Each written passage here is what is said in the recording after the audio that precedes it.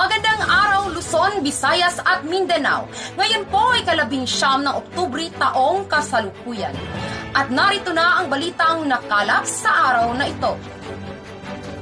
Minomonitor na ng Department of Migrant Workers at Philippine Embassy sa Philippines ang sitwasyon ng mga Pinoy sa Israel. Yan ay matapos isa na ilalim sa State of War Alert dahil sa pag-atake ng grupong Hamas mula sa Gaza Strip. Pinapayuhan ang mga Pinoy roon na mag-ingat at sumunod sa mga abiso ng Israeli Front Command. Ayon sa mga Philippine community leader doon, kalmado naman ang mga kababayan natin. May 24/7 Task Force Israel Desk na rin ang DMW at OWA para sa mga Pinoy. Sa balitang lokal, na-carjack arrest habang naglalaro ng basketball ang isang lalaking kandidato sana sa pagka-SK chairman sa Davao City. Alamin ang buong detalye ng balita sa report ni Florilyn Lansao. Masayang liga na sana ng basketball na bahagi ng pagdiriwang ng Araw ng Barangay Malagos na sinalihan ng 23 anyos na si Philip Saladyo Jr. sa Davao City. Pero sa gitna ng laro, biglang napaluhod at sumubsob sa sahig si Saladyo. Agad na tumawag ng time-out ang referee at nilapitan nila ang lalaking wala ng malay para tulungan.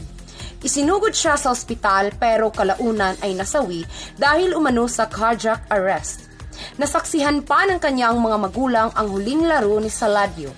Hindi raw nila inaasahan na mangyari sa kanilang anak ito dahil wala naman daw silang alam na sakit nito.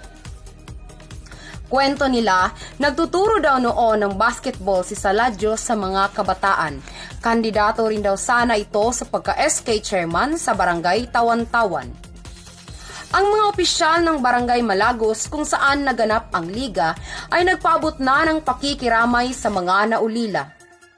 Kasunod ng insidente, kinansila na ang mga aktibidad sa Barangay Malagos maliban sa LGU Davao Servicio Caravan. Nagbabalita mula sa Flash News, ako si Florilyn Lansao.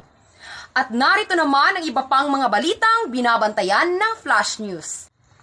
Special Envoy to China, Teddy Boy Locsin, sumama sa rotation and refurbishing mission sa Ayungin Shoal.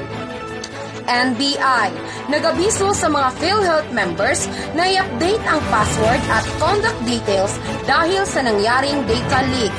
At Papua New Guinea, 2 beses niyanig ng 6.7 na lindol.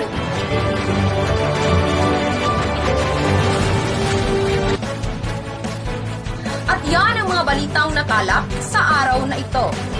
At para sa malawak na pagbabalita at paglilingkod ng bayan, ako po si Florilyn Lansao ng Flash News. Magandang gabi.